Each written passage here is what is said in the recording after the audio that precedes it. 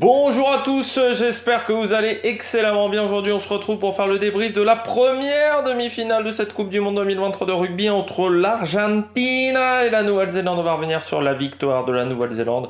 Il n'y a pas eu énormément de doutes pendant cette rencontre, même si la Nouvelle-Zélande n'a pas fait un match parfait et on va y revenir également.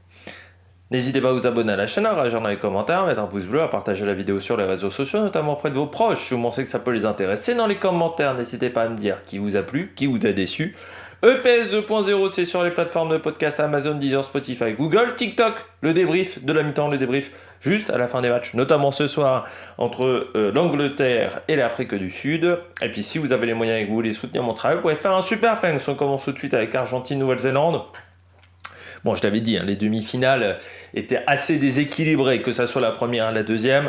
Il y a quand même un favori qui se dégageait assez nettement. Et j'avais dit, je ne vois pas comment l'Argentine et l'Angleterre peuvent battre, avec quelles armes elles peuvent battre la Nouvelle-Zélande et l'Afrique du Sud. Et dans cette première demi-finale, c'est un petit peu ce qui s'est passé, c'est-à-dire un aveu d'impuissance du côté de l'Argentine qui n'a pas réussi à trouver la solution face à la forteresse néo-zélandaise. Malgré le fait qu'il y a 10 premières minutes qui sont très intéressantes du côté de l'Argentine, les premières actions, vraiment, ils ont le ballon. Mais dès qu'on commence un peu à accélérer le rythme du côté de la Nouvelle-Zélande, ça devient quasiment impossible pour l'Argentine. Moi, je considère qu'il y a une action qui est assez symptomatique de ça. Première action avec le ballon du côté de la Nouvelle-Zélande. C'est vraiment, on est au bout de 7-8 minutes de jeu où on a quand même plutôt une domination argentine. La première grosse action offensive qui amènera à l'essai du côté de la Nouvelle-Zélande. Et je vois, on est pourtant à ce moment-là au niveau de la ligne des 50 mètres, je vois des défenseurs argentins qui n'arrivent déjà pas à se replacer dans leur ligne de défense, qui reviennent en marchant. Et là je me dis, ils risquent de s'en prendre 60 à ce moment-là. C'est vraiment ce que je me suis dit.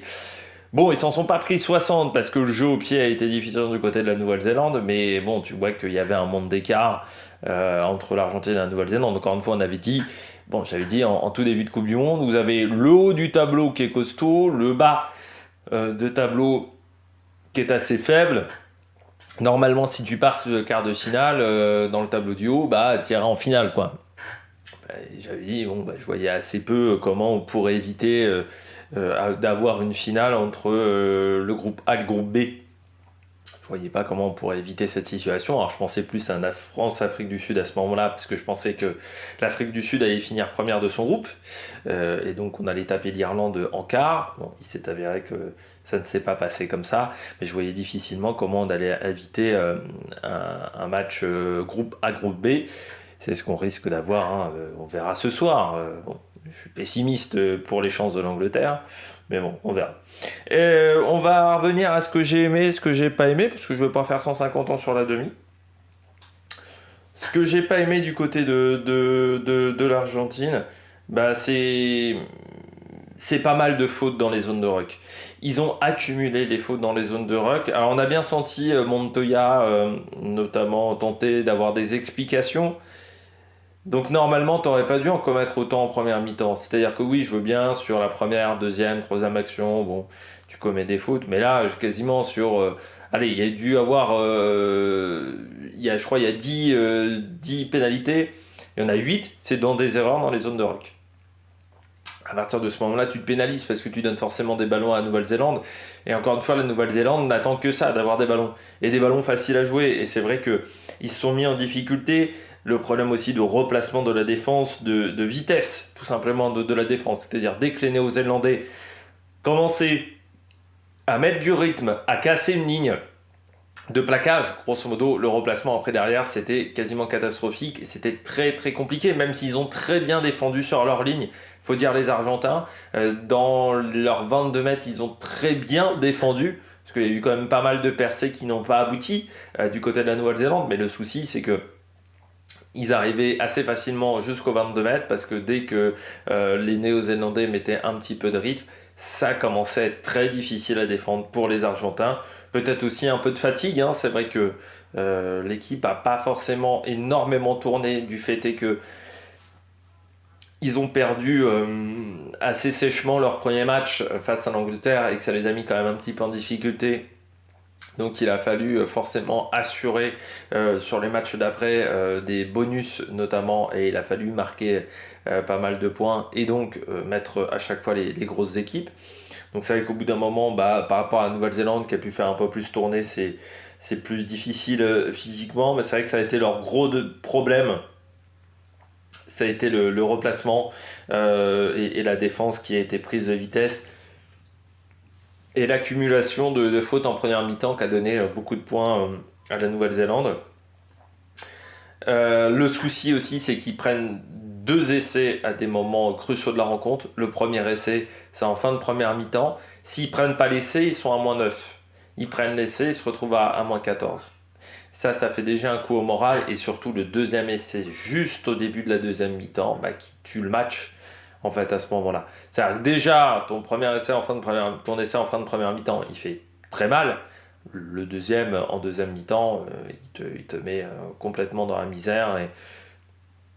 Et après, tu sais que ça va être compliqué parce que tu as déjà du mal à trouver des ouvertures dans la défense néo-zélandaise. Alors, ils ont bien tenté d'aller marquer un essai. Mais bon, ça n'a jamais vraiment matché du côté de l'Argentine. Même si, encore une fois, j'ai trouvé que c'est presque le meilleur match avec le match face au Pays de Galles. Mais pour moi, ce sont les 2 meilleurs matchs à l'Argentine. Malgré le fait que la défaite est sévère et fait mal. Mais pour moi, ce sont les 2 meilleurs matchs parce que, notamment en première mi-temps, on a la meilleure action offensive depuis le début de la compétition des Argentins. C'est-à-dire c'est une action à 14-15 phases d'attaque, ce qu'ils n'ont quasiment jamais réussi à faire jusqu'à maintenant. Et ça, ça montre que voilà, ils ont fait peu d'en avant aussi sur cette rencontre. Alors, il y a eu quelques en avant, mais ils en ont fait assez peu. Mais ils ont été quand même en grande difficulté dans les zones de ruck. Et puis, ils sont dominés dans tous les secteurs du jeu. C'est vrai que si vous regardez en termes de statistiques, les rucks gagnés, ils en ont moins. Les mauls gagnés, ils en ont moins. Offload, ils en ont moins. Défenseurs battus, passe, franchissement de ligne d'avantage, course, ils en ont moins. Les phases statiques gagnées, ils en ont moins. Pénalité encaissée, ils en ont plus. Par contre, plaquage manqué, ils en ont quand même raté 51 sur 192 tentés, ça fait 73% de réussite. Ouais, ils ont souffert dans tous les secteurs du jeu. La possession sur l'ensemble du match, c'est 57-43 pour la Nouvelle-Zélande. En première période, c'est 54-46. Et l'occupation sur l'ensemble du match, on a 54-46, encore une fois pour la Nouvelle-Zélande. Et c'était cette occupation-là sur les 10 dernières minutes. Donc, ça a été compliqué pour l'Argentine qui n'a jamais trouvé la solution. Mais ce que j'ai bien aimé du côté de l'Argentine, c'est déjà les courses de certains joueurs sans ballon pour tenter de perturber la défense de la Nouvelle-Zélande. Alors, ça a un peu marché en début de match. Je pense qu'ils ne s'attendaient pas totalement à ça du côté de la défense néo-zélandaise. C'est-à-dire qu'ils avaient du mal vraiment à être bien positionnés au niveau de la ligne de défense. Ils avaient tendance à être un peu loin des joueurs argentins, ce qui fait que donc il fallait qu'ils fassent des gros plaquages. Ils ont quand même corrigé ça au bout de un quart d'heure, 20 minutes. Et puis surtout, à partir de ce moment-là, l'Argentine a quand même beaucoup moins touché de ballon. Puis ce que j'ai bien aimé également, c'est qu'ils n'ont pas lâché mentalement. C'est qu'en fin de première mi-temps, en début de deuxième mi-temps, quand tu te prends l'essai là, tu peux lâcher complètement et puis tu t'en prends 80 à la fin du match. Mais non, ils se sont accrochés, ce qui fait qu'en deuxième mi-temps, quand la Nouvelle-Zélande a baissé de rythme, parce que bon, ils ont mis les très bons joueurs au frigo, eh bien ça a été plus compliqué pour cette équipe de Nouvelle-Zélande, mais qui avait toujours un petit ton au-dessus de l'équipe d'Argentine. Voilà, il en aura manqué, un peu de tout du côté de l'Argentine. Mais encore une fois, on s'attendait à ce scénario-là du côté de ce match. Je passe à la Nouvelle-Zélande. Loin d'être un match parfait du côté de la Nouvelle-Zélande. Alors oui, les statistiques peuvent paraître intéressantes, sauf que ils ont quand même 3 touches perdues. Ils ont raté des choses au niveau des touches. 2 touches perdues. Du côté de... Enfin, 2 touches récupérées par contre du côté de la Nouvelle-Zélande, comptant une touche perdue du côté de la Nouvelle-Zélande. Je vais y arriver. C'est compliqué, on n'est pas réveillé, dis donc. C'est le vent, c'est l'automne, c'est compliqué. Un carton jaune encore. Ouais, ils enchaînent un petit peu les cartons jaunes. Il ne faudra pas le faire en finale face à l'Afrique du Sud. Euh, bon, face à l'Angleterre, tu peux un peu plus, quoique si c'est l'Angleterre qui a battu l'Afrique du Sud, ça veut dire que l'Angleterre est quand même très solide. Face à l'Afrique du Sud, il ne faudra pas reproduire ça. Moi, j'ai trouvé que le jeu au pied a été super déficient. J'ai même été assez surpris par la note de Jordi Barrett dans l'équipe. Ils lui mettent 9. Alors, il fait un match intéressant, Jordi Barrett. Pas 9 pour moi, hein, sur 10. Parce que au niveau du jeu au pied, que ça soit Jordi Boden Barrett, pardon, même Aaron Smith, Mounga sur les transformations, qu'on a quand même raté pas mal, je trouve que ça a été compliqué. Et quand ils mettent meilleur joueur du match, Jordi Barrett, je suis assez en désaccord avec cette idée-là du côté de la Nouvelle-Zélande, ce qui fait que ça les a mis en difficulté sur les sorties de camp. Ils trouvaient des touches affreusement ridicules. Ça, ils gagnaient 10-15 mètres sur les touches, mais vraiment pas plus en termes de gain de terrain. Ils ont eu beaucoup de mal dans ce domaine-là du côté de la Nouvelle-Zélande. Pas mal d'approximations, des petits en avant, des petits... à un moment, ils sont interceptés la balle. Voilà, tu sentais que ça ronronnait du côté de la Nouvelle-Zélande, mais on n'était pas à 100% des capacités. Voilà, et puis ce jeu au pied qui a été déficient, qui m'a un peu énervé, même à certains moments. En début de match, un peu trop d'espace, comme je disais, au niveau de la défense, qui a permis à Choco Barres, par exemple, à Carreras de trouver des ouvertures. Même en deuxième mi-temps, hein, Bofiedi arrive à trouver quelques zones.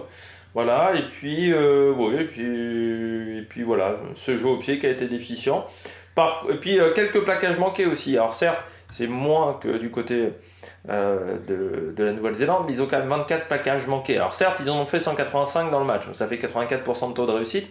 Par contre, il y a quelques plaquages, c'était quand même des plaquages importants, parce qu'on ne demande pas cette statistique-là. Donc il aurait fallu faire un peu mieux.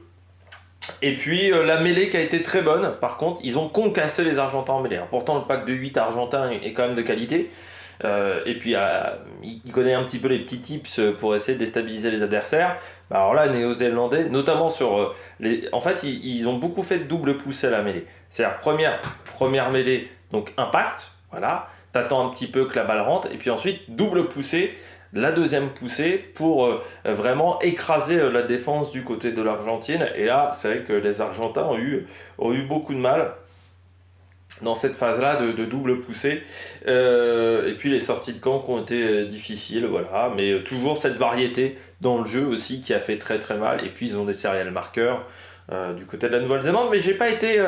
je me dis que ça ne sera pas suffisant. S'ils pratiquent ce rugby-là, ça ne sera pas suffisant pour aller battre l'Afrique du Sud. Par contre, s'ils pratiquent le match qu'ils avaient fait face à l'Italie ou face à l'Irlande, là, ils battront l'Afrique du Sud. Parce qu'ils auront les qualités pour mettre en difficulté cette équipe d'Afrique du Sud. Mais en faisant le match qu'ils ont réalisé hier, bah, ça ne sera pas suffisant. Là, je peux déjà le dire, face à cette équipe d'Afrique du Sud où il ne faut pas faire d'erreur. Pour moi, je pense qu'ils ont senti assez vite qu'ils étaient au-dessus. Et il y a peut-être une sorte de relâchement avant ce match, après un gros choc face à l'Irlande, ce qui a fait que le niveau de match était un peu moins bon. On passe au joueur de la rencontre. Du côté de l'Argentine, j'ai mis Choco Barres, toujours dans les bons coups. C'est l'un des rares joueurs qui a été vraiment qui a réussi à casser pas mal de plaquages, Choco Barres. Je trouve que voilà, il a fait une bonne rencontre d'un bon niveau, Santiago Choco Barres. Donc ça c'était bien, comme je dirais Carreras aussi, hein, qui a été très bon. Bofiedi, on l'a surtout vu en deuxième mi-temps. En première mi-temps, il avait un peu plus de mal dans ce match. Et puis en flop, j'ai mis Julian Montoya dans cette incapacité en première mi-temps à trouver les solutions sur les zones de ruck, à rectifier le tir dans les zones de ruck. Voilà, c'est pour ça que je le mets en flop, Julian Montoya, et puis la mêlée où ils ont été en difficulté. Donc voilà, je trouve que en fait, c'est l'exemple typique de ce pack de 8 qui a souffert face à l'équipe de Nouvelle-Zélande. Du côté de la Nouvelle-Zélande, j'ai mis Telea comme joueur du match. Parce que pour moi, s'il y a bien un joueur du match, bon, déjà qui avait envie, je pense, de rectifier le tir, Telea, 101 mètres, ballon en main, quand même, et il a cassé énormément de plaquages. Lui, tu sentais qu'il avait envie de rectifier le tir avec la direction sportive de l'équipe nationale. Et pour moi, Jordi Barrett, c'est Telea qui a fait un super match. Telea. Il est dans tous les bons coups. C'est lui qui fait souvent la première action décisive, qui casse des plaquages, qui a été excellent. Et puis en flop, moi j'ai mis Boden Barrett. plus discret que d'habitude, Boden Barrett. J'ai envie de dire que alors, Jordi Barrett n'a pas fait un mauvais match, mais je trouve qu'il y a quand même des touches qu'il doit trouver qui doivent être beaucoup plus longues. Scott Barrett, il se prend le jaune. C'était pas forcément la journée des Barrett voilà, sur cette rencontre. Bon, on passe au match de tout à l'heure, Angleterre-Afrique du Sud. Moi, je vois une victoire de l'Afrique du Sud, un petit peu comme ce match-là. Ça, je vois pas l'Angleterre menacer l'Afrique du Sud plus d'un quart d'heure. Bon, même si les conditions sont pas forcément tip-top en France et sur Paris, mais je pense que voilà, les Sud-Africains savent jouer et vont très bien s'en sortir sur cette rencontre. N'hésitez pas à vous abonner à la chaîne, à réagir dans les commentaires, à mettre un pouce bleu. Et puis nous, on se retrouve pour de nouvelles aventures sur la Mac Production. Ciao ciao!